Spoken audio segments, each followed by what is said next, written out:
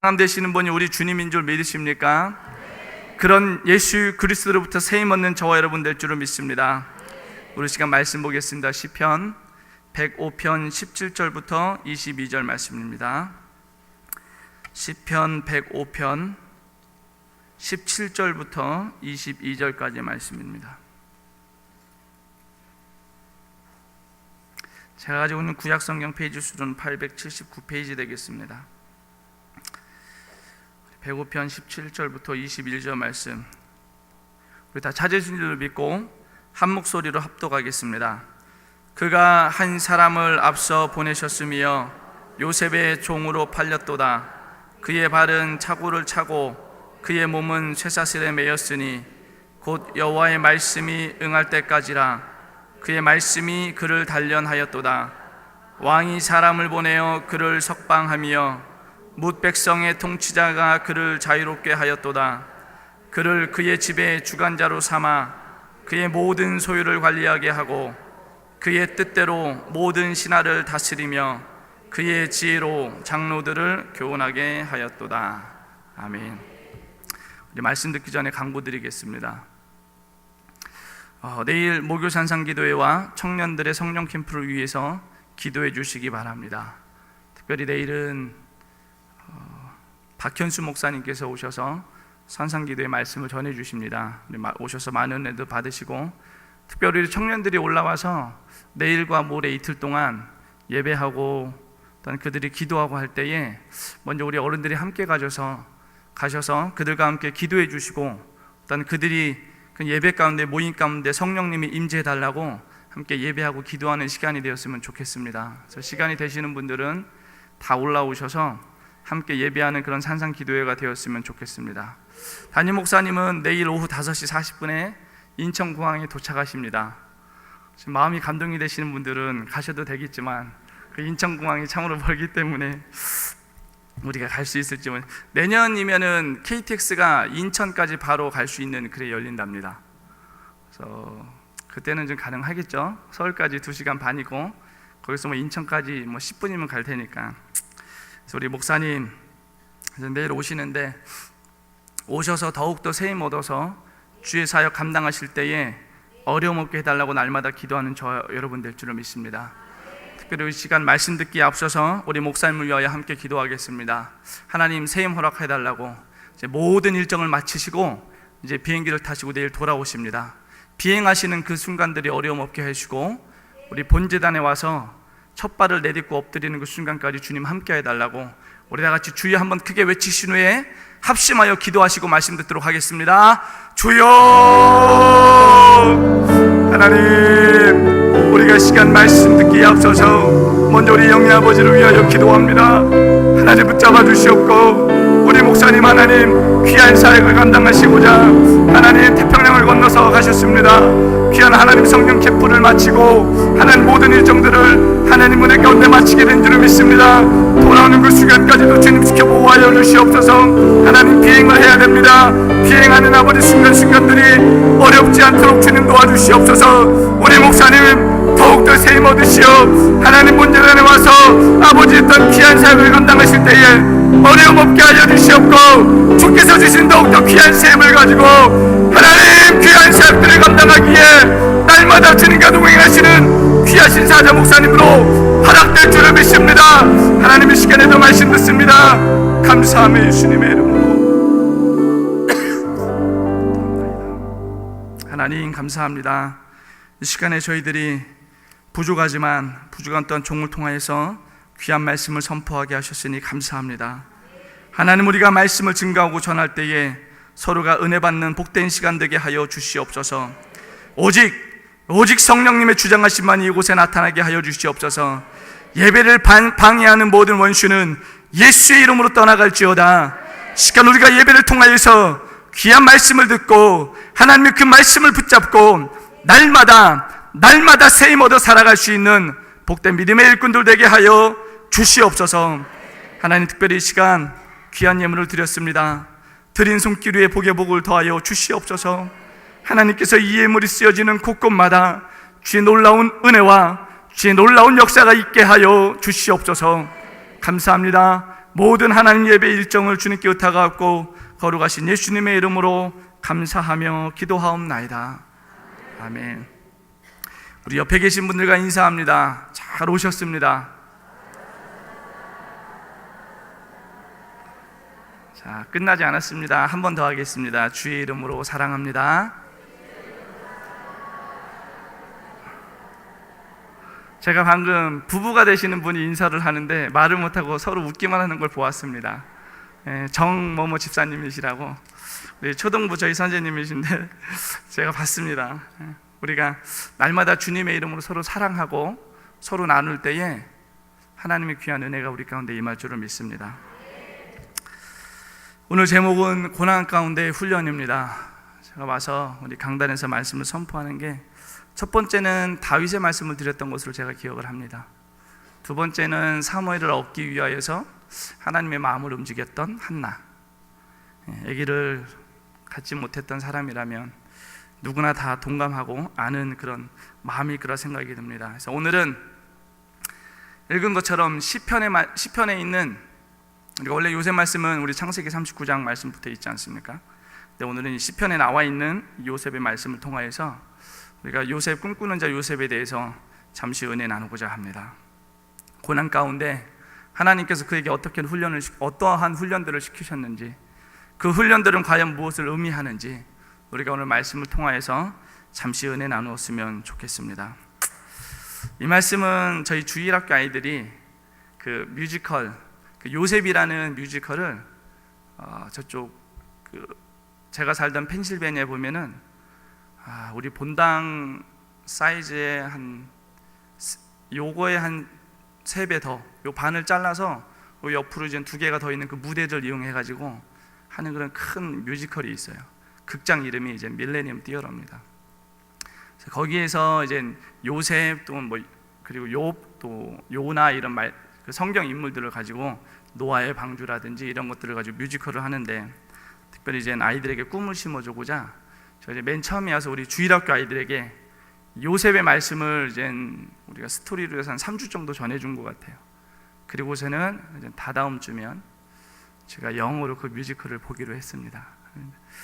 그 말씀을 우리 아이들하고 나누었던 말씀입니다. 말씀을 들으시면서 주일학교 때 많이 들으실 거란 생각을 하고, 또한 주일학교 선생님 하셨던 분들은 이 설교를 한 번도 안 해보신 분이 없을 거란 생각을 해보게 돼요. 다시 한번 우리가 오늘 말씀을 통하여서 하나님께서 내게 주신 그런 비전과 꿈들을 우리가 회복하고, 또한 주께서 허락하신 그 비전을 통하여서 날마다 믿음으로 선포하며 나아가게 될 줄을 믿습니다. 자, 오늘은 꿈꾸는 자 요셉이 겪어야 했던 그 고난 가운데 받은 훈련에 대해서 말씀을 나누려고 합니다. 오늘 성경에 소개된 요셉은 우리가 꿈꾸는 자로 잘 알려져 있습니다. 우리가 꿈을 언제 꾸십니까? 저는 미국에 있을 때 저희가 일반 병원을 잘 못 가요. 보험이 없기 때문에. 그래서 응급차만 타도, 차를 타고 병원 앞에서 내리잖아요.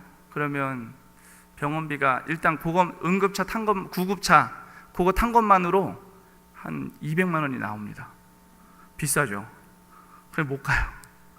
그래서 이민 간 사람들이 보험이 없어서 아픈데도 병원에 못 가는 그런 사람들이 많습니다.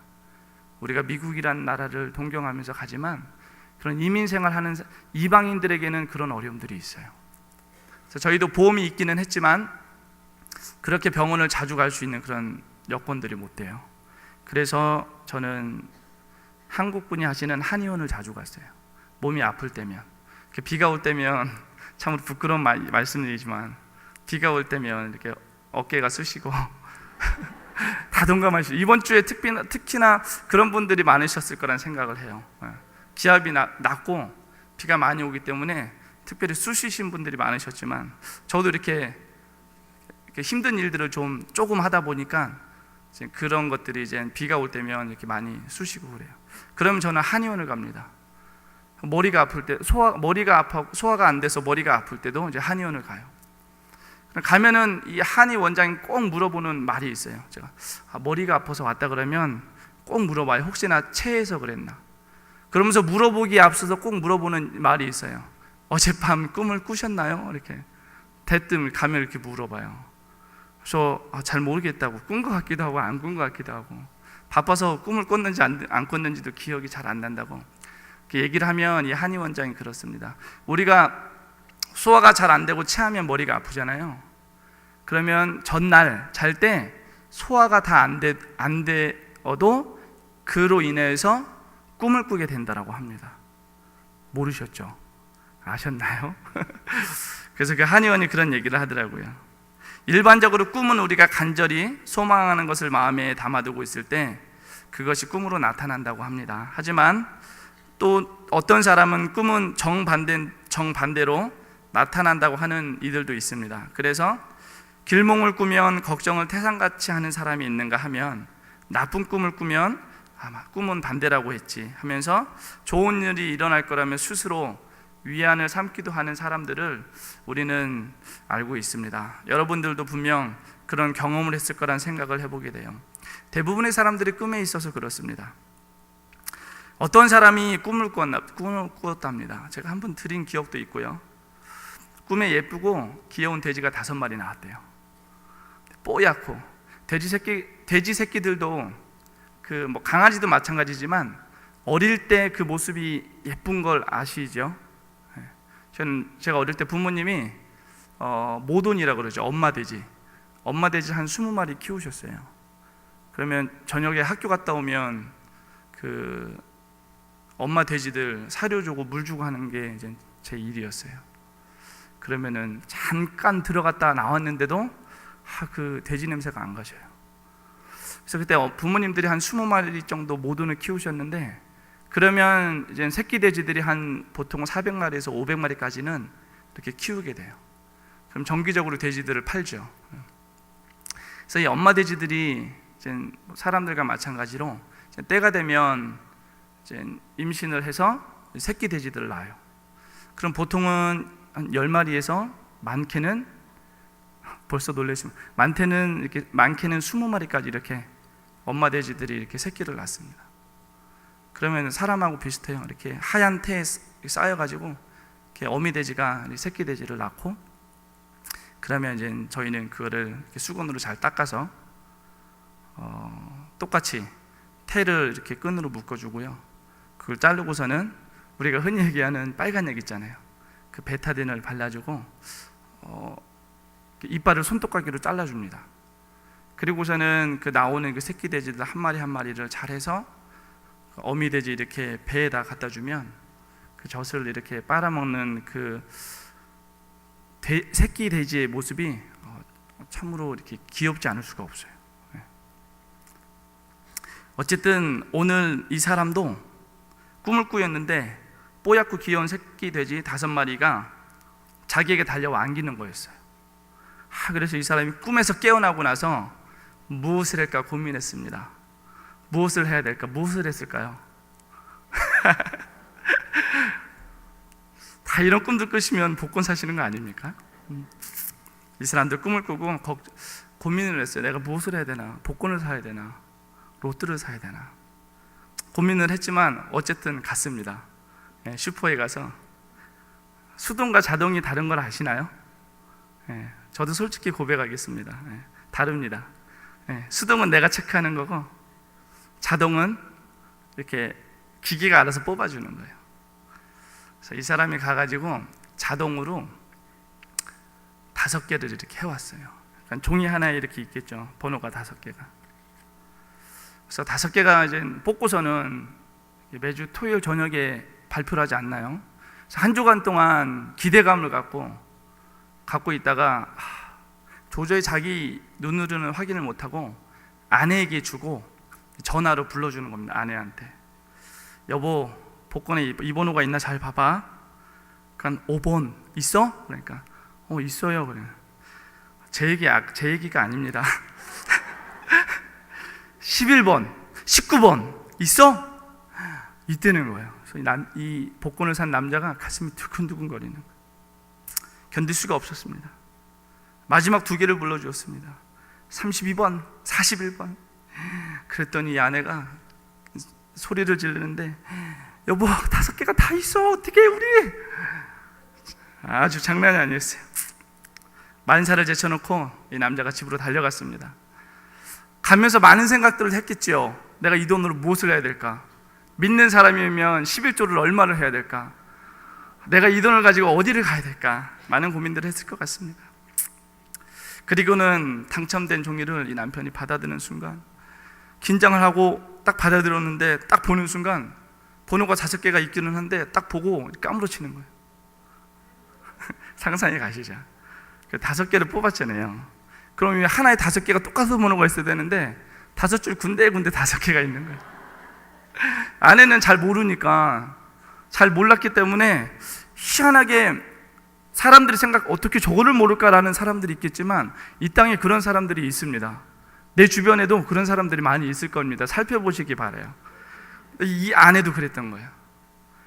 그래서 이 남편이 그렇지, 우리에게 이런 일확천금의 꿈은 없겠지 하면서 마음을 다스리고, 여보 우리 열심히 살자, 두 손을 꼭 잡고 그냥 그날 밤을 지내고 다음날 지인이 초대한 잔치에 갔답니다. 그리고 행사가 시작되고, 그 초대받은 그 행사가 시작되고 클라이막스에 막 다다랐어요. 우리가 그 행사의 가장 꽃은 무엇입니까? 선물입니다. 선물. 행운권 추첨. 그래서 이 지인이 그 여원 이 잔치에서 행운권을 추첨하게, 행운 선물이 10개였어요. 그래서 행운권 이렇게 추첨을 하는데 보통 하나면 되잖아요. 근데 이 어제 저녁에 부푼 꿈을 안고 로또를 이렇게 서로 맞춰보았더니 이 부부가 하나가 됐어요. 추첨이. 그런데 또 2개가 되는 거예요. 3개가. 몇 개까지? 5개까지. 그렇습니다. 그 전에 나왔던 그 예쁜 뽀얀 그 돼지 5마리는 로또의 번호가 아니고 이 행운권 추첨의 5개의 선물이었습니다. 어쨌든 이 사람의 꿈도 이루어진 건 이루어지지 않았습니까? 오늘 성경의 요셉도 꿈을 꾸는 사람이었습니다. 하나님이 약속해 주신 꿈에 부풀어 있는 사람이었어요. 하지만 형들의 괴락으로 인해서 지나가는 그런 상인들에게 노예를 팔려가면서 그의 꿈은 물거품이 되어버렸지요. 어릴 적부터 들었던 하나님의 약속은 한 줌의 재처럼 없어져 버린 줄 알았습니다. 우리가 여기서 봐야 할 중요한 한 가지가 있는데요, 요셉의 그런 구덩이에서 동물의 먹이가 되든 굶어 죽든 죽을 수밖에 없는 그런 상황에 놓여 있었지만, 사람을 사다가 파는 그런 상인들을 통해서 그의 죽을 목숨을 살리게 할 줄 누가 알았겠습니까? 우리가 이 사실을 바로 알아야 됩니다. 그렇습니다. 하나님은 때로는 전혀 상상하지 못했던 사람을 통해서 우리가 난관에서, 어려움에서, 그런 난간의 그런 어려움 등에서 건져내어지게 됨을 믿으시기 바랍니다.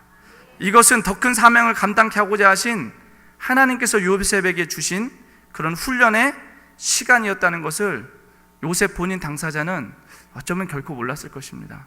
하나님께서 내게 허락하셨던, 약속하셨던 그 꿈만을 기억했기 때문에 이 훈련들이 앞으로 내가 무엇이 될 거라는 이런 생각들을 전혀 못했을 것입니다. 하나님은 하지만 이 약속하신 꿈을 꾸기 위한 대가를 요셉에게 치르게 하셨던 것입니다. 사랑하는 성도 여러분, 우리가 무언가 꿈을 꾸고 계십니까? 있다면 그에 대한 대가를 분명히 치러야지만 그 꿈이 이루어지는 줄 믿으시기 바랍니다. 근데 무엇으로? 기도로. 아멘이십니까? 섬김으로, 헌신으로, 다양한 방법으로 심고 거둘 때에 주님께서 우리에게 그 꿈을 이루시고, 또한 우리가 이룬 그 꿈을 통하여서 하나님께서 영광 받으실 줄 믿습니다. 그렇다면 요셉이 오늘 성경에 나왔던 것처럼 모든 사람들을 다스리게 되는 그런 국무총리까지 자리에 올라가게 되었습니다. 하지만 그가 치러야 할 대가들, 즉 훈련들이 무엇이었는지 우리가 잠시 말씀을 통해서 보겠습니다. 첫째는 노예로서의 훈련입니다. 요셉이 아버지 심부름으로 형들에게 가지요. 17세 소년입니다. 말을 요즘 같으면 잘 안 들을 때잖아요. 중3, 고1. 정말 그 질풍노도의 시기를 거쳐가면서 본인들이 원하는 대로 살아갈 수 있는 그런 나이지만, 아버지께서 갔다 오라고 했을 때 군말하지 아니하고 형들의 있는 곳으로 순종하며 나아갔던 것을 우리는 잘 알고 있습니다. 이 자리에 참석하신 저와 여러분들은 순종하는 자에게 복이 있는 줄 믿으시기 바랍니다. 사무엘상 15장 17절 말씀에 순종이 제사보다 낫고 듣는 것이 수양의 기름보다 나으니라. 할렐루야. 하나님께서 하시는 말씀에 귀 기울여 순종하는 저와 여러분 될 줄을 믿습니다. 영적인 지도자의 말씀에 순종하시는 믿음의 사람들 되시기 바랍니다. 이렇게 요셉은 아버지의 심부름을 위해 세겜으로 갔습니다. 그런데 그곳에는 형들이 없었어요. 그래서 다시 도단이라는 곳으로 가지요. 그런데 가는 도중에 어떤 일들이 일어납니까? 멀리서 일하는 형들이 요셉을 먼저 알아봐요. 그리고는 그를 죽이기로 작정을 합니다. 그리고는 구덩이를 파지요. 그리고 그곳에 집어넣어 동물의 먹이가 되게 하려 했는데 르우벤이 형제들을 설득하여 지나가는 상인들에게 팔아버림으로 죽음은 면하게 됩니다. 하지만 노예가 되는 신세는 면할 수가 없었어요. 사랑하는 성도 여러분, 우리가 때로는 이럴 수도 저럴 수도 없는 어려운 환경에 처하게 될 때가 있습니다. 그럴 때에 우리가 기도함으로 이겨내야 될 줄을 믿습니다. 요셉은요, 노예 시장에 가서 보디발 장군의 집에 노예로 팔려갔습니다. 어려서부터 어려운 일이라고는 해본 적이 한 번도 없었겠지요. 아버지 사랑을 듬뿍 받아가면서 그런 사랑 가운데만 살아갔을 것입니다. 근데 그가 노예로 팔려가서 어땠을까요? 그 나이에 엄청 힘들었을 것입니다. 그런데 요셉은 노예로 팔려간 보디발 장군의 집에서 열심히 일했습니다. 남들보다 더욱더 성실히 허드렛 일도 마다하지 않았을 것 같아요. 보디발 장군의 눈에 듭니다. 우리 창세기 39장 2절과 3절 말씀 한번 보도록 하실까요? 창세기 39장 2절과 3절 말씀입니다. 방송실 옷이 되시면 영상 띄워주시면 좋겠습니다. 39장 2절과 3절 말씀 함께 읽도록 하겠습니다. 여호와께서 요셉과 함께 하심으로 그가 형통한 자가 되어 그의 주인 애굽 사람의 집에 있으니 그의 주인이 여호와께서 그와 함께 하심을 보며 또 여호와께서 그의 범사에 형통하게 하심을 보았더라. 아멘. 보디발 장군의 눈에 들기 시작해요. 요셉이 그런 보디발 장군의 눈에 보여지게 할 때에 하나님의 사람으로 보여지게 합니다. 형통한 사람으로 보여지게 해요. 심지어 그를 통하여 그의 집이 복받게 된다는 그런 사실들을 우리 보디발을 통해서 알게 하셔요. 그렇습니다. 남의 눈에 보여질 때에 하나님의 함께하는 사람으로 보여지는 은혜가 있으시기를 주님의 이름으로 부탁을 드립니다. 그렇게 되면 남들이 함부로 하지 못합니다. 결코 쉽게 대할 수 있는 사람이 아니에요. 오히려 부러워하지요. 만사가 형통하게 됩니다. 오늘 이 시간 예배 가운데 나오신 모든 분들이 요셉이 누린 형통함의 은혜를 누리시게 될 줄을 믿습니다. 아니, 그렇게 되시기를 주님의 이름으로 축원합니다. 그리하여 보디발 장군은 요셉을 자기 집의 모든 일을 맡아서 관장하는 집사로 임명합니다. 주인의 아내를 제외하고는 집안의 모든 것들을 자기의 마음대로 할 수가 있습니다. 하나님께서 요셉을 훈련시키신다는 사실을 우리는 알 수가 있지요. 노예로 팔려갔어요. 하지만 팔려간 그곳이 앞으로의 일들을 국무총리로서 일들을 감당하기 위한 첫 번째 훈련의 장소였던 것입니다. 그는 앞으로 한 나라의 모든 일을 맡아서 관리하는 일을 하게 됩니다. 한데 볼 때에 그가 보디발 장군의 집에서 가정의 모든 일을 맡아서 하는 일과 뭐가 다르냐는 말입니다. 단지 규모의 차이인 것입니다. 한 집안의 그 모든 일을 맡아 하는 것과 한 나라의 모든 일을 맡아서 관장하는 일, 이 차이, 규모의 차이밖에 없어요. 우리가 다시 생각해 볼 때에 보디발 장군의 집은 요셉이 애굽 나라의 국무총리가 되기 위한 첫 번째 훈련의 장소였던 것입니다. 그런데 이제 고난이 닥치기 시작하지요. 자그마한 일이 우리에게 맡겨질 때가 있습니다. 하지만 요셉은 가정이 조그마한 일일지라도 그가 결코 소홀히 하지 않았어요. 그가 최선을 다해서 감당했던 것을 우리는 누누이 들었기 때문에 알고 있습니다. 사랑하는 성도 여러분, 조그만 일이 나에게 맡겨졌을지라도 앞으로 더 큰 일을 맡기시기 위한 훈련의 과정이라고 여기시기 바랍니다. 나에게 맡겨진 작고 큰 일에 상관없이 열심히 최선을 다하여 감당하는 저와 여러분 될 줄을 믿습니다. 하지만 중요한 사실은 머리로만 감당하지 마시고 우리가 몸과 마음을 다하여 감당하는 저와 여러분 될 줄을 믿습니다. 이제 고난이 닥치기 시작하지요. 사람이 잘 나갈 때 조심하라고 예외로 두었던 주인의 아내가 피가 끓는 젊은이 요셉을 유혹하기 시작해요. 하지만 요셉은 그 순간에도 하나님이 지켜보고 계심을 분명히 정확하게 알고 있었습니다. 우리 39장의 9절 말씀 한번 보실까요? 창세기 39장 9절 말씀입니다. 자, 함께 읽겠습니다. 이 집에는 나보다 큰 이가 없으며 주인이 아무것도 내게 금하지 아니하였어도 금한 것은 당신뿐이니 당신은 그의 아내임이라. 그런즉 내가 어찌 이 큰 악을 행하여 하나님께 죄를 지으리이까. 뒷부분의 말씀이지요. 뒷부분의 말씀입니다. 요셉은 정확히 알고 있었어요. 하나님께서 자기를 지켜보고 있다는 사실을, 그런 항상 생각을 가지고 그가 삶을 살았습니다. 날마다 하나님이 우리를 눈동자같이 지키시는 사실을 잊지 마시기 바랍니다. 어떤 일을 하려 할 때에 이 일이 옳지 않다라는 그런 생각이 들 때는 맞다, 하나님이 나를 지켜보고 계시다, 하나님이 나를 눈동자같이 지켜보고 계신다라는 그 사실을 잊지 말고 그런 일이 있을 때에 과감하게 돌아서는 저와 여러분 될 줄을 믿습니다. 그래서 요셉은 그 순간에도 하나님께서 보고 계신다는 사실을 알고 있었기에 과감하게 주인 아내의 유혹을 뿌리칠 수가 있었습니다. 하지만 도망가는 과정에서 그의 웃옷이 벗겨지면서 결국에는 누명을 쓰게 되죠. 그리고는 감옥으로 들어갔습니다. 이렇게 해서 요셉의 두 번째 훈련 과정인 감옥으로 들어가게 됩니다. 두 번째 코스지요. 코스 요리를 드셔보셨습니까?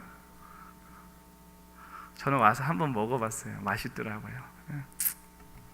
코스 요리는 처음에는 대충 나오잖아요. 그리고 시간이 지나면서 좀 더 이렇게 맛있는 것들이 나오고, 훈련도 마찬가지인 것 같습니다. 처음에는 자그마한 훈련을 통하여서 받고 시간이 지나면서 더 어렵고 힘든 훈련들을 받게 되는 것 같아요. 요셉의 두 번째 코스도 그렇습니다. 첫 번째, 아마 풀 코스로 했으면 어떤 일이 일어났을지 모르겠습니다. 첫 번째는 그런 노예로서의 삶을 살았고, 두 번째로는 감옥에서 죄인으로서의 삶을 살았습니다. 좀 더 어려웠겠지요. 중요한 것은 죄를 지지도 않았는데 누명을 썼다라는 사실입니다. 근데 그 감옥은 어떤 곳이냐면 왕의 신하들이 잘못했을 때 들어오는 그런 감옥이었습니다. 당시 중범죄를 지은 사람들이 오는 곳이었죠. 우리는 여기서 하나님이 감옥에서조차도 요셉을 훈련시키시는 것을 볼 수가 있습니다. 감옥의 모든 일을 맡아 담당하는 간수장이가 요셉으로부터 은혜를 받지요. 그리고 감옥의 모든 일을 맡아 담당하는 간수장이가 그에게 모든 그런 감옥의 재반 업무를 죄인으로 온 요셉에게 맡기는 사실을 우리는 잘 알고 있습니다. 참으로 신기하지 않습니까? 노예로서, 죄인으로서 당시에 가장 천한 자의 모습이었습니다. 가장 보잘것없고 그런 자의 모습이었지만, 그가 경험하는 일들은 앞으로 그가 해야 할 일들의 축소판들인 거예요. 그런 훈련의 장소들이. 그렇게 옥중의 재반일을 맡아보던 중 중범죄자 2명이 들어옵니다. 바로왕의 신하, 술 맡은 관원장과 떡 맡은 관원장, 죄를 짓고 그곳에 들어옵니다. 그리고 장군은 요셉이 이들의 시중을 들게 하지요. 우리 어린아이들에게는 그 술 맡은 술장과 떡 맡은 떡장이라고 제가 소개를 했습니다. 어느 날 요셉이 이들의 시정을 들으려 옥중에 들어가는데 두 사람의 얼굴에 근심 걱정이 가득해요. 그래서 요셉이 물어봅니다. 얼굴에 근심이 가득하시네요. 무슨 일이 있으십니까? 그러자 술 맡은 관원장의 근심이죠. 포도나무가 있고 가지가 3개 있습니다. 그 가지에 싹이 나고 꽃이 피고 포도 열매가 맺힙니다. 그리고 포도를 따서 바로의 잔에 짜서 바로 왕에게 전해줍니다. 이것은 우리가 알고 있는 대로 좋은 꿈입니다. 길몽. 근데 이번에는 떡관장의 근심이에요. 흰 떡 3강주리가 있고 그중 맨 위에 있는 바로 왕을 위해서 준비했던 그 떡들을, 우리 각종 음식들을 새들이 와서 다 쪼아 먹는, 이것은 흉몽이었습니다. 요셉의 꿈은 해몽이었습니다. 요셉의 꿈은 이렇습니다. 사흘 후에 이 두 사람이 바로 앞에 불려가 술 맡은 관원장은 복직이 되고 떡 맡은 관원장은 나무에 달리어 새들이 쪼아먹는 죽임을 당하게 되는 것입니다. 물론 이들의 꿈은 요셉의 해몽처럼 똑같이 되었습니다. 왜냐하면 하나님께서 허락하신 것이기 때문에 그렇습니다. 하지만 술 맡은 관원장은 자신이 복직되었을 때에 너무나 기쁜 나머지 요셉이 본인에게 했던 말을 기억하지 못해요. 저기요, 복직이 되시면 저 좀 기억해 주세요. 저 좀 기억해 달라고 했지만 술 맡은 관원장은 요셉이 부탁했던 것을 싹 까먹고 있었습니다. 왜냐하면 아직 기억돼야 할 때가 아니기 때문에. 그가 30이 되기 전까지는 정말 하나님께서 준비하셨던 그 이벤트가 이루어지면 안 되는 것입니다. 때로는 어려운 가운데 있을 때에 아직 때가 아니기 때문에 하나님께서 계속해서 우리를 연단시키시고 우리를 훈련시키시는 줄을 우리 지혜롭게 받아들이시기를 바랍니다. 그렇게 그 술 맡은 관원장이 복직이 되어서 요셉을 까마득히 까먹고 있을 때 이제 하나님께서는 바로 왕을 통하여서 요셉을 생각나게 하시지요. 바로 왕도 꿈을 꾸어요. 근데 그 나라의 모든 사람들을 불러서 이 바로 왕의 꿈을 좀 해몽해 보라고 하는데 아무도 해몽하는 사람이 없습니다. 그렇습니다. 하나님께서 막으시는 것은 그 어떤 사람도, 정말 세상에 이 땅에 어떠한 사람도 그 문제를 풀 수 있는 사람이 아무도 없는 것입니다. 우리가 믿음으로 나아갈 때에 열리지 않고 해결되지 않는 것은 우리 이 땅의 창조자이고 주관자이신 하나님을 통하여서 우리가 풀어야 될 줄을 믿습니다. 근데 그제서야 술 맡은 관원장이 요셉이 생각나는 것입니다. 바로 왕이 여봐라, 이 땅의 모든 사람들을 좀 불러봐라. 내가 이런 꿈을 꿨는데 이 꿈을 좀 도저히 무슨 꿈인지 모르겠다. 아무리 불러도 사람들을 그 꿈을 해몽하지 못할 때에 그때 이젠 이 술 맡은 관원장을 통하여서 요셉이 생각나게 됩니다. 참으로 이렇게 흥미진진한 이야기입니다. 사람이 살아가면서 어떤 사람을 만나는가가 참으로 중요한 것 같습니다. 지금까지 살아오면서 그렇게 긴 인생을 살지는 않았지만 하나님께서는 나쁜 사람보다는 좋은 사람을 만나게 하셨던 것 같아요. 제가 힘든 그런 유학생활을 7년 동안 거치면서 저도 참 안타까운 현실이지만 한국 사람들이 좀 사기를 당해요. 저도 딱 한 번 당해봤어요. 너무 속상했어요. 밤새도록 운전하고 밤을 안 자고 밤새, 그러니까 우리가 비행기를 타잖아요. 그러면 이제 미국 내에서는 비행기가 이렇게 도착하면 화물, 내가 이렇게 갖고 있는 그런 여행 가방 이런 것들이 있잖아요. 화물로 들여보낸 것들이 같이 도착 못할 때가 있어요. 그러면 사람이 그걸 기다리지 못하지 않습니까? 그럼 사람은 먼저 보냅니다. 그리고 그 공항에 그 물건들을 이제 담당하는 그런 사람들이 있어요. 그래서 그 사람들을 통해서 그 비행기를 타고 온 사람들이 묵는 그런 집이라든지 숙소까지 이렇게 가져다 주는 그런 일들이 있어요. 근데 어떤 사람이 급하다고 오늘 하루만 좀 저희 나라 표현으로 하면 땜빵 좀 해달라 그래서 제가 저녁을 먹고 밤 9시부터 다음날 새벽 7시까지 그 일을 해줬어요. 근데 안타깝게도 제가 미국에서 그 속도 위반으로 딱 한 번, 신호 위반으로 딱 한 번 걸린 그날이었어요. 그래서 티켓도 먹고 밤새도록 일하고 돈도 못 벌고 하는 그런 사기를 한 번 당해봤습니다.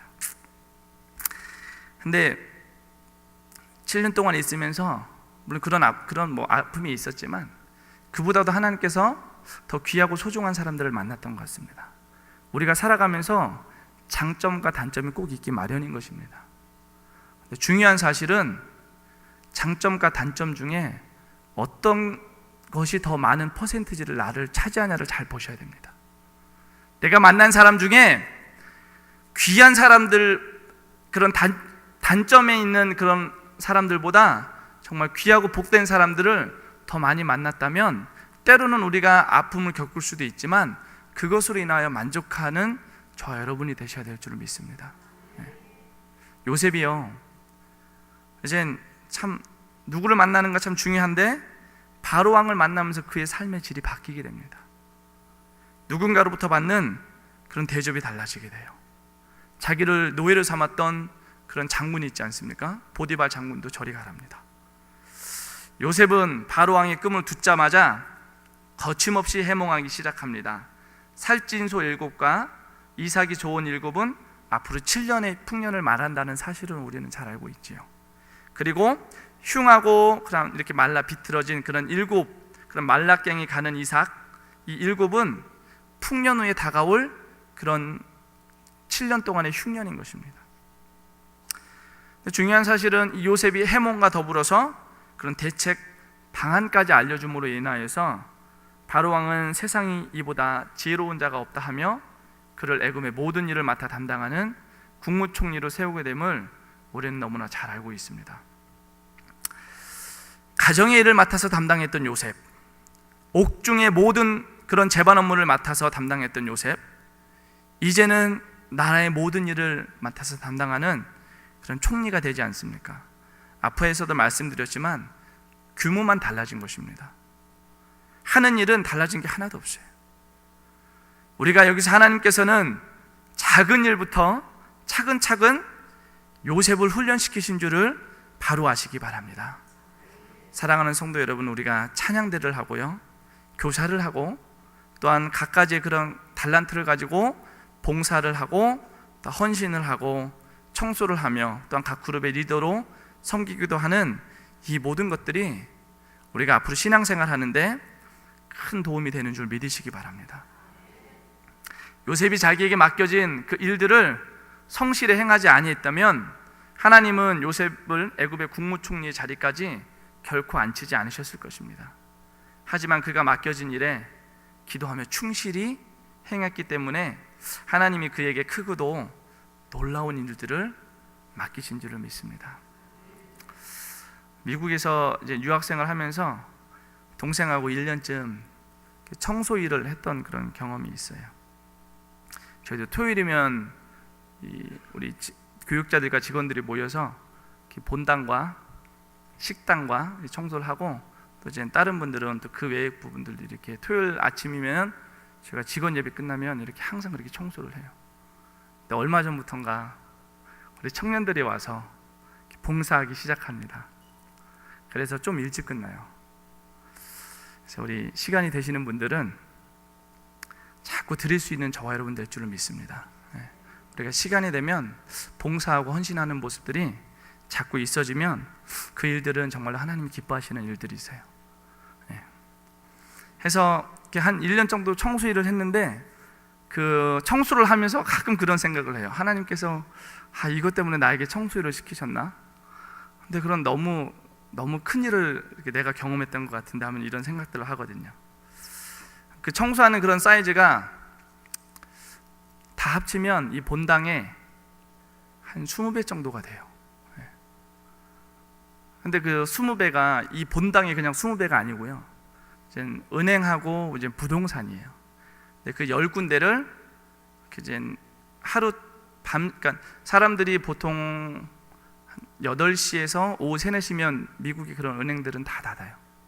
그럼 이제 저녁 한 6시부터 저녁 동안에 이제 그 10군데를 다 청소를 해야 되는 거예요. 한국 사람들이 많이 합니다. 우리가 다윗가 은호단에 전태일 전사님이신가요? 지금 전사님이세요.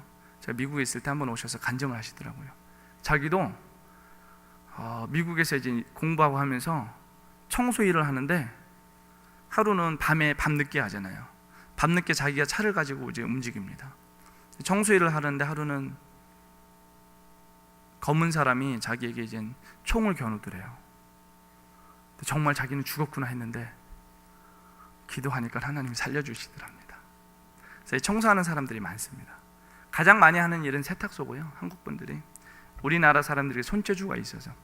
그래서 저희도 동생과 그렇게 1년 정도를 본당이 한 20배 정도 되는 그곳을 이렇게 청소를 했었는데 10군데 은행하고 부동산이었어요.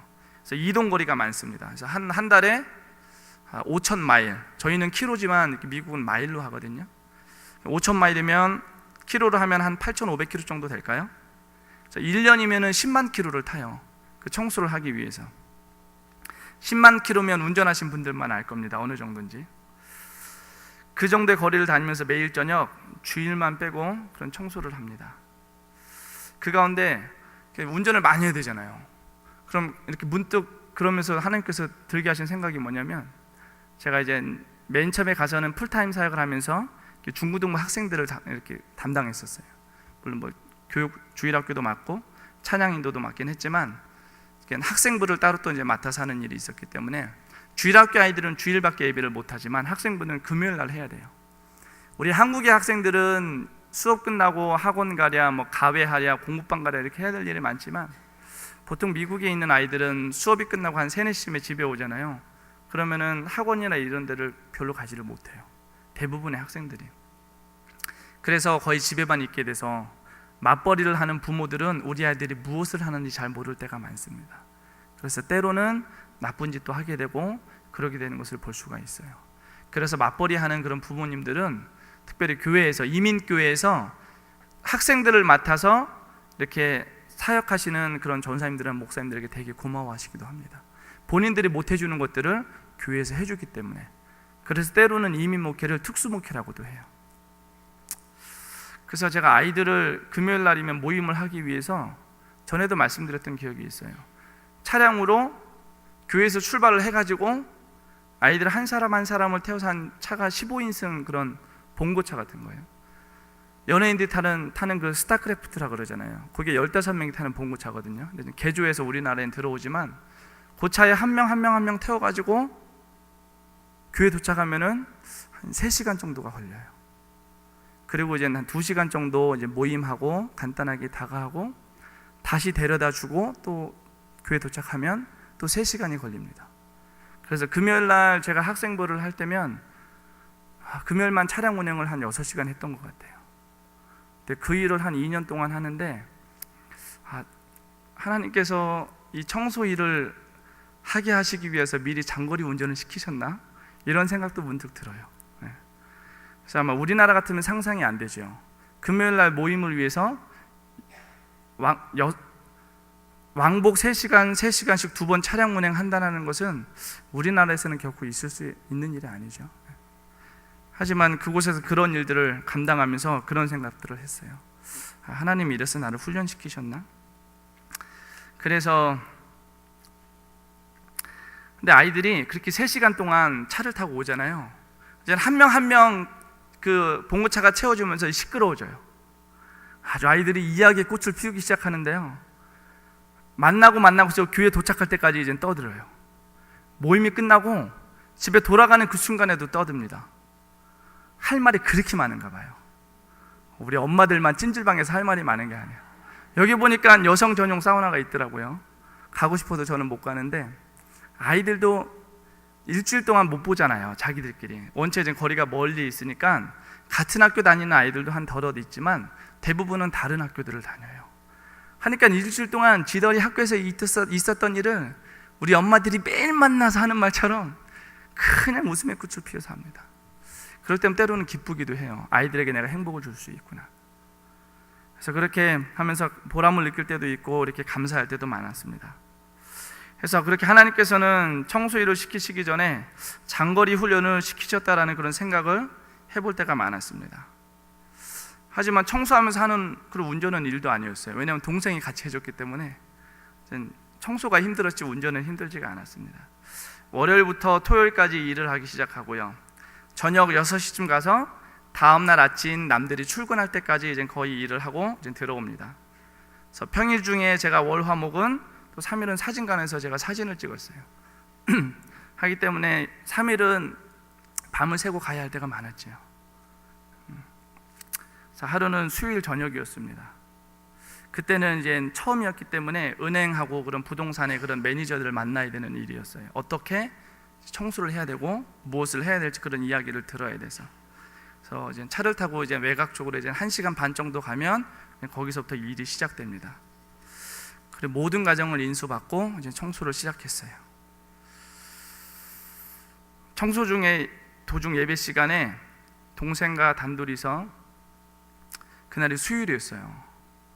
근데 안 빠질 수요 예배를 빠지고서만 가야 되는 그런 상황이었어서 담임 목사님에게 허락을 구하고 동생하고 이렇게 둘이 올라가서 그 모든 과정을 마치고 이제 청소를 하는 도중에 예배 시간이 되었어요. 그래서 어떻게 할까 하다가 동생하고 둘이 차 안에서 예배를 드립니다. 지금도 생각해 보면 얼마나 제가 너무나 속상하고 눈물이 났는지 그런 마음이 들어요. 그렇게 차 안에서 예배를 드린 후 다시 청소를 시작합니다. 그리고는 이제 그 다음 주부터는 이제 동생이 먼저 올라가고 이제 저는 이제 나중에 예배 끝나고 올라가는 이런 일들을 한 1년 정도 한 것 같아요. 근데 이제 도저히 이제 힘들어서 못 하겠어서 저는 이제 휴대폰 가게 매니저로 가고, 동생은 이제 제가 일하던 사진관을 보내주면서 그 일들을 마무리했던 것을 기억합니다. 그래서 토요일 날마다 제가 청소할 때면 저는 이제 식당하고, 우리가 가끔 식당하고 이제 본당 가서 같이 이렇게 하거든요. 그러면은 너무 이렇게 조그만 거예요. 그러면서 드는 생각이, 하나님이 이런 과정을 위해서 나를 시키셨나 하는 이런 생각들을 하게 되지요. 지금도 그래서 미국에 그런 사역들을 하면서 뭐 택배라든지 이삿짐 이런 것들을 많이 이렇게 했다고 제가 말씀을 드렸지 않습니까? 중요한 사실은 그렇게 힘든 과정을 통해서 내가 겪었지만 도움이 안 되는 게 하나도 없다라는 사실입니다. 우리가 신앙생활 하면서 물론 세상에서 감당해야 되는 그런 일들이고 또한 고난들이고 어려움들이지만 그 모든 것들 하나하나가 하나님께서 나를 위하여 계획하시고 앞으로 행하실 일들의 그런 훈련의 과정이라는 사실들을 우리가 정확하게 아시기를 주님의 이름으로 부탁을 드립니다. 지금도 제가 교회학교 유년부 초등부를 이제 본교에서 맡고 있지만 제가 부교육자로 한 16년 정도 사역을 하면서 주일학교하고 학생부를 안 해본 적이 없는 것 같아요. 찬양인도도 마찬가지고, 심지어는 제가 성가대 주일을 보기에는 이렇게 보여도 아버지의 어깨너머로 제가 봤지만 성가대 주일을 3년을 했던 그런 기억이 있어요. 이것도 있습니다. 수영관 얘기를 제가 빼놓을 수가 없는데, 수영관에 가시면 뭐가 있는지 아십니까? 경운기가 있어요. 가시면 경운기가 있는데, 저는 제가 초등학교 3학년 때부터 이 경운기를 제가 이렇게 다뤘었어요. 그래서 이 경운기 다루는 것이 불편하지가 않습니다. 참 이렇게 능수능란해요. 밭을 갈고 흙을 잘게 부수는 걸 우리가 노타리 친다 그러잖아요. 근데 이게 영어였다는 것을 제가 영어를 배우면서 알았어요. 잘게 부수는 이런 일들에 참으로 능수능란해요. 물론 저희 수양관 담당한 집사님이 뭐 아시겠지만 제가 경운기 다루는 솜씨가 정말 이렇게 대단해요. 그래서 못 믿으시겠으면 한번 올라오십시오. 제가 태워드릴게요. 젊은 청년들도 있지만 경운기 운전의 희열은 어딘지 아십니까? 비포장은 안 돼요. 고속도로에서 경운기는 저속과 고속이 있습니다. 보시면 아시겠지만, 그래서 이제 1단에서 막 가다가 브레이크를 다 꽉 잡지 않고 반만 잡고 이렇게 2단으로 바꾸고 브레이크를 딱 놓는 순간 경운기가 팍 나가는 이 순간 있죠. 이게 희열이에요. 젊은 사람들 운전하실 때 그 자동보다 수동을 즐겨 하잖아요. 1단에서 2단, 3단에서 4단, 5단 딱 할 때 하는 그 잠깐 멈추었다 딱 나가는 이 기분, 경운기도 마찬가지입니다. 그래서 여기서 이제 희열을 느끼는데, 저는 어릴 적부터 이제 부모님이 농사를 지으시기 때문에 그냥 경험했던 그냥 이렇게 자라면서 배워왔던 것들이고, 특별히 제가 좋아하는 그런 기계를 다루는 일을 좋아했기 때문에 그냥 했던 일이에요. 근데 내가 이거를 모든 공부를 마치고 해운대 매일수목원교회에 와서 나에게 수양관을 맡기시긴 했지만 나는 예배와 이런 모습들을 기억했는데, 제가 수양관에서 그 경운기를 가지고 밭을 갈게 될 줄 누가 알았겠습니까? 그 흙을 부수는 그 로타리 치는 일을 하게 될 줄 아무도 몰랐어요. 되게 이거는 결코 있을 수가 없는 일이에요. 하면서 하나님이 이런 훈련을 시키시나? 이런 생각들을 해보게 됐어요. 근데 되게 위험해요. 경운기가요, 그냥 보기에는 그렇게 보여도 내리막길과 이렇게 내리막을 뒤로 내려올 때 하는 이 방법이 다르기 때문에 위험합니다. 물론 막 달리면서 이렇게 멋있게 이렇게 가는 것들은 재밌지만 위험해요. 그래서 수양관에서 제가 어릴 적부터 배웠던 것을 써먹게 될 줄을 몰랐지만 그래도 감사했습니다. 하나님이 이런 것들을 위해서 나를 훈련시키셨고요. 사진관에서 사진 찍던 일들이요, 교회에서 사역하면서 모든 행사 때마다 사진을 찍는데 정말 많은 도움이 돼요. 그리고 뭐 이삿짐도 저는 이사 올 때 미국에서 온 짐을 제가 직접 트럭을 가지고 가서 갖고 왔어요. 물론 우리 청년들이 여기 교회 와서는 이렇게 도와줬지만, 그런 것들 하나하나 정말 하나님께서 내게 허락하셨던 그 어려움들을 생각해 볼 때에 그 모든 것들이 하나도 도움이 되지 않는 것이 하나도 없습니다. 아마 세월이 지나고 시간이 지나서 어느 시점에 다다라서는 지금 담당하고 있었던 이 훈련의 과정들을 되돌아볼지도 모르겠지요. 지금의 사역이 그때를 훈련이었거니 하며 생각할지도 모르겠습니다. 하지만 그렇게 힘들게 경험하는 것들이 결코 좋을 수만은 없었어요. 때로는요, 나의 부모는 왜 부자가 아닐까? 부자였으면 어땠을까 하는 이런 생각도 안 해보지를 않았습니다. 아내와 아이들 몰래 참 울기도 많이 울었던 것 같습니다. 하지만 울 때는 원칙이 있었습니다. 오로지 하나님 앞에서만 울어야 되는 것이었습니다. 모든 분들이 그렇겠지만 모든 사람들이 자존심이 있죠. 그래서 저도 참으로 자존심이 강했기 때문에 부모님에게 도와달라는 소리를 안 했어요. 그러고 싶지도 않았고, 하면서 오히려 아버지께서 이제 그런 항암을 하면서 좀 병원비가 필요하셔서 돈을 벌어서 병원비를 제가 보내드렸으면 보내드렸지 부모님에게 도움을 구하진 않았습니다. 그런데 그 가운데 내가 모든 걸 내려놓고 마음대로 하소연할 수 있는 분이 한 분이 계셨는데, 그분이 우리 하나님이셨습니다. 때로는 나의 피난처가 되시기도 하고요, 때로는 나의 반석이 되시기도 하고, 나의 구원자 되시는 그분이 바로 하나님이셨습니다. 어쩌면 오늘 말씀의 가장 중요한 부분이 될지도 모르겠습니다. 오늘 본문의 요셉도 그러하지 않았을까 생각을 해보게 되어요. 그 어떠한 누구에게도 내색하지 않았습니다. 오로지 하나님에게만 기도하며 연단하며 울며 고백했던 요셉을 우리가 분명히 알 수 있습니다. 그의 형제들은 어쩌면 보고 싶지 않았을 거예요. 하지만 베냐민과 아버지, 그리고 노예로 팔려가진 그 이전의 삶들, 하지만 그 모습들은 어쨌든 그에게 그리운 그런 대상이 아니었을까. 누명을 쓰고 감옥에 있으면서도 말이 형통한 자였지, 그 감옥 생활이 얼마나 차갑고 외롭고 쓸쓸한 곳이었겠습니까? 얼마나 울며 하나님께 원망 아닌 원망을 그런 해보고 싶었을 것입니까? 하나님 저에게 보여주신 그 꿈은 무엇이었습니까? 이게 그 꿈입니까? 하면서 어쩌면 그의 그런 아픈 모습들을 토로했을지 모르겠습니다. 하지만 요셉은 이겨냈습니다. 아마 이를 악물고 이겨냈을 것입니다. 내 나라도 아닌 이방인의 신분으로서 꿋꿋하게 이겨낸 우리 믿음의 선배임을 우리는 분명 기억해야 될 것입니다. 근데 그 이겨낸 것이 언제까지였습니까? 본문 19절에 보시면 이렇게 표현하고 있습니다. 우리 함께 읽을까요? 본문 19절입니다. 곧 여호와의 말씀이 응할 때까지라 그의 말씀이 그를 단련하였도다. 아멘. 그렇습니다. 하나님 말씀이 임할 때까지 그 말씀이 그를 단련시켰습니다. 그때까지 기도하며 이겨냈습니다.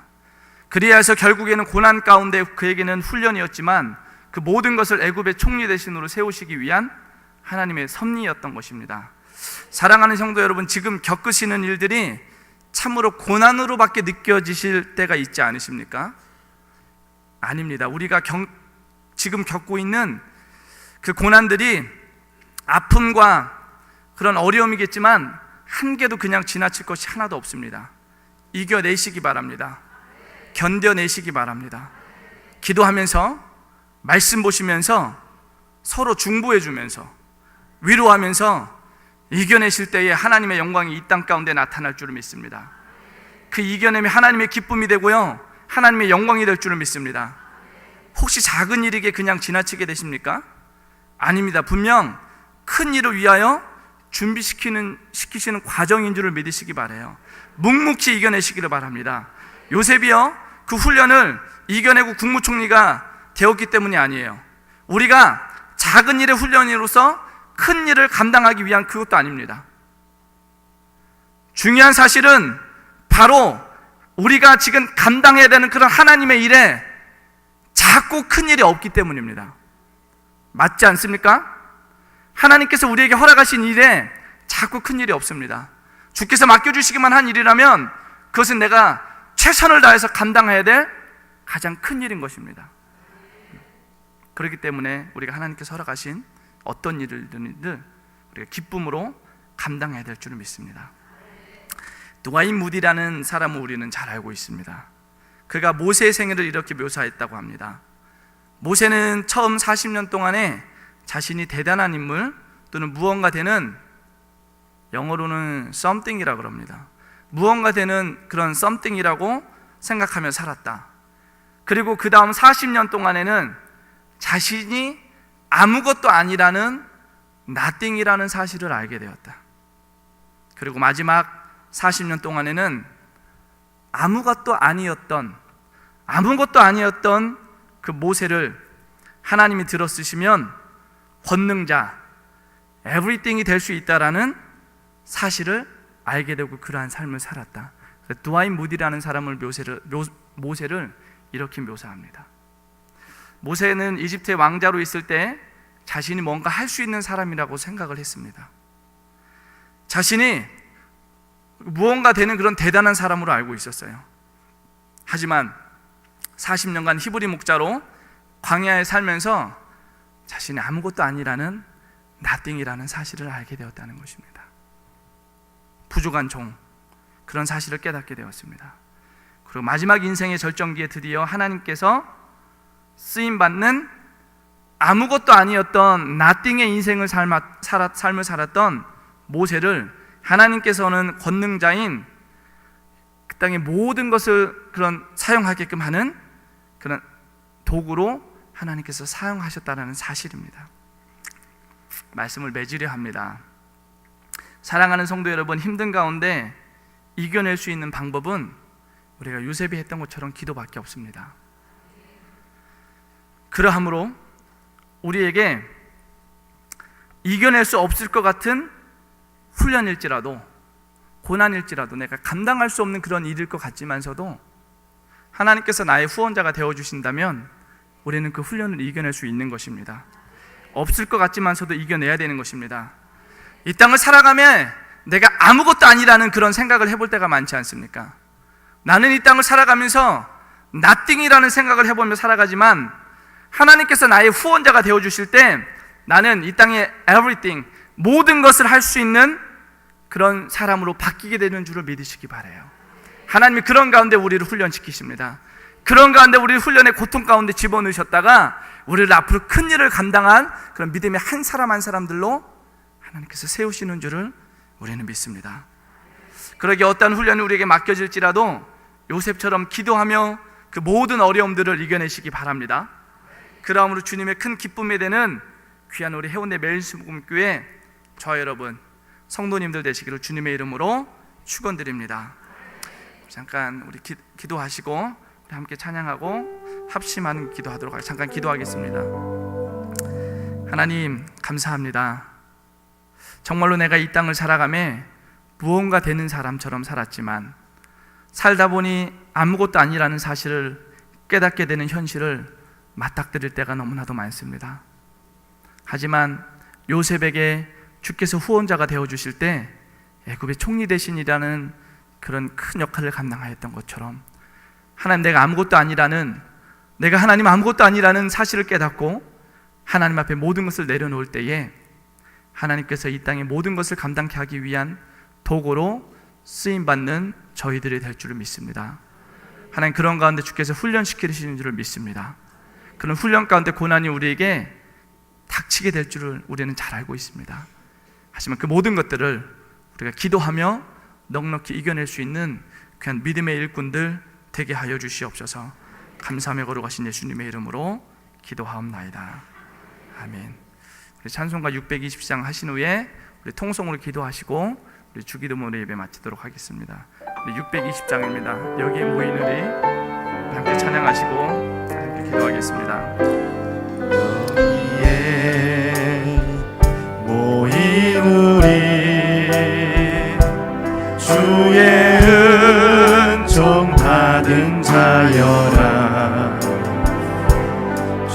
주께서 이 자리에 함께 계심을 우리 한 번 더 고백합니다. 여기에 모인 우리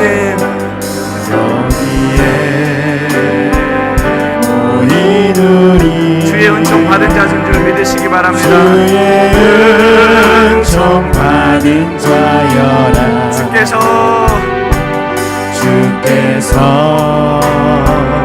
이 자리에 함께 계심을 아노라. 우리 마음에 감동이 되시는 분들 오른손 높이 드십니다. 언제나 주님만을 찬양하며 따라가리니 시험을 당할 때도 함께 계심을 믿노라. 이 믿음 더욱 굳세라. 주가 지켜주신다. 어둠 밤에도 주의 밝은 기름 도와주신다. 2절입니다. 주님이 뜻하시니 헤아리기 어렵더라도 헤아리기 어렵더라도 언제나 주 뜻 안에 언제나 주 뜻 안에 내가 있음을 아노라. 사랑과 말씀들에 나를 더욱 새롭게 하니 때로는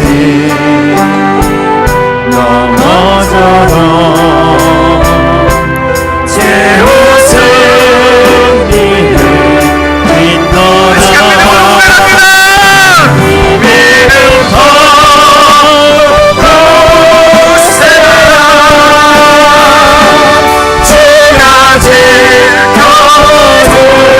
지켜주신다. 어둠 밤에도 주의 밝은 기름 도와주신다. 이 믿음 더욱 굳세라. 주가 지켜주신다. 그렇습니다. 주께서 우리의 구원자 되시고 우리를 지켜주실 때에 우리가 믿음으로 나아갈 수 있음을 이 시간 우리가 찬양을 통하여 고백하는 줄을 믿습니다. 우리가 그렇게 두 손 높이 드시고 합심하여 기도하겠습니다. 하나님, 이 시간 말씀 부여잡고 기도하겠습니다. 하나님, 때로는 우리에게 맡겨진 일이 작은 일이라 불평할 때도 많았습니다. 내 멋대로 감당한 적도 많았습니다. 용서하여 주시옵소서. 앞으로 내게 맡겨지는 일이 어떠한 종류의 일이 될지라도 믿음으로 잘 감당하는 믿음의 사람 되게 달라고 우리 다같이 주여 세 번 크게 외치신 후에 합심하여 통성으로 기도하겠습니다. 주여, 주여, 주여. 하나님, 주께서 내게 맡기신 일에는 하나님 크고 작은 일이 없는 줄을 이 시간 고백해 봅니다. 하나님, 주께서 맡기신 일이 작은 일이라고 내가 소홀히 한 것이 있다면 하나님 용서하여 주시옵소서. 내 생각에는 하나님 그 일이 큰 일 같았지만 주님 앞에 보여줄 때는 하나님 그 일이 작은 일도 아니고 큰 일도 아니었음을 내가 하나님 알았습니다. 하나님, 내 마음에 그런 마음이 있었다면 내가 하나님 신앙생활하며 아버지 행하였던 모든 일들이 하나님 그런 모습이었다면 이 시간 하나님 내려놓습니다. 용서하여 주시옵소서. 주께서 원하시는 나에게 닥치는 모든 일들이 하나님 내가 기쁨으로 감당케 하셨고 내가 믿음으로 감당케 하셨으며 오직 주께서 원하신 줄을 믿고 하나님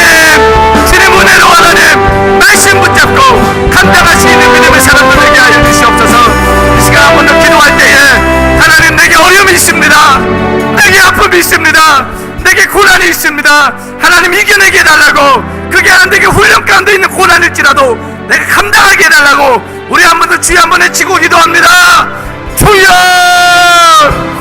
하나님, 때로는 나에게 어려움이 많습니다. 내게도 하나님 고통이 있습니다. 내가 넘지 못한 하나님 찾을 때가 너무나도 많습니다. 하지만 그 모든 일들이 하나님 주께서 내게 시키시는 일을 내가 고백합니다. 하나님 붙잡아 주시옵고 주께서 내게 감당하게 할 수 있게끔 주님께서 후원자가 되어주실 줄 믿습니다. 이겨내게 하시옵고 고난일지라도 아픔일지라도 담당하게 기쁨으로 이겨낼 수 있는 감사함으로 승리할 수 있는 믿음의 사람들 되게 해주시옵소서. 예수 이름으로 하나님 선포하게 하여 주시옵소서. 어려움이 있을 때마다 예수 이름으로 어려움은 물러갈지어다. 힘든 것이 있을 때마다 예수 이름으로 그 힘든 것들은 물러갈지어다. 주 이름으로 고통당하는 자 예수 이름으로 질병은 떠나갈지어다. 하나님으로 고통당하는 자 예수 이름으로 하나님 떠나갈지어다. 선포하며 함께하게 나아가며 이겨내게 하여 주시옵소서. 승리하게 하여 주시옵소서. 어린 주님만이 나의 주권자 되시는 분이 나의 피난처요 반석이시요 구원자 될 줄 믿습니다. 하나님 이겨내게 하시옵소서. 오직 그 말씀 붙잡고 승리하며 나아가는 믿음의 사람 되게 될 줄을 믿습니다. 하나님 감사합니다. 이 시간 고백합니다. 하나님은 나의 피난처이십니다. 나의 반석이십니다. 나의 구원자 되십니다. 참으로 어려움 가운데 힘든 게 있을 때 나의 후원자 되어주시는 분이십니다. 하나님 그 사실을 우리가 바로 알고 명심하여 때로는 어려움이 있을지라도 우리가 주께서 우리를 감당케 하고자 한 훈련이라는 사실을 바로 알고 이겨내게 하시옵소서. 승리하게 해 주시옵소서. 예수 이름으로 선포하는 자들 되게 하여 주시옵소서. 시간 한 번 더 기도할 때에 사랑하는 우리 해운대 매일수공교회 날마다 부흥하는 복된 믿음의 재단 되게 하여 주시옵소서. 담임 목사님 영육간에 간건함을 도하여 주시옵고 특별히 또 우리 사랑하는 성도들 이 땅 살아갈 때에 하나님 말씀 부여잡고 이 땅을 넉넉히 이기며 승리하며 살아갈 수 있는 복되고 귀한 일꾼들 되게 하여 주시옵소서. 하나님 감사합니다. 부족한 종을 써주시니 감사하고 오직 십자가 예수 그리스도의 사랑만 이곳에 나타난 줄을 믿습니다. 모든 영광을 하나님께 드리오며 거룩하신 예수님의 이름으로 감사하며 기도하옵나이다. 아멘. 하늘에 계신 우리 아버지여, 이름이 거룩히 여김을 받으시오며 나라의 임하옵시며 뜻이 하늘에서 이루어진 것 같이 땅에서도 이루어질지이다. 오늘날 우리에게 일용할 양식을 주옵시고 우리가 우리에게 죄 지은 자를 사하여 준 것 같이 우리의 죄를 사하여 주옵시고 우리를 시험에 들게 하지 마옵시며 다만 악에서 구하옵소서. 대개 나라와 권세와 영광이 아버지께 영원히 있사옵나이다. 아멘. 우리 다같이 주여 한번 크게 외치시고 합심하여 기도하시다 자유롭게 기도하시고 돌아가겠습니다. 주여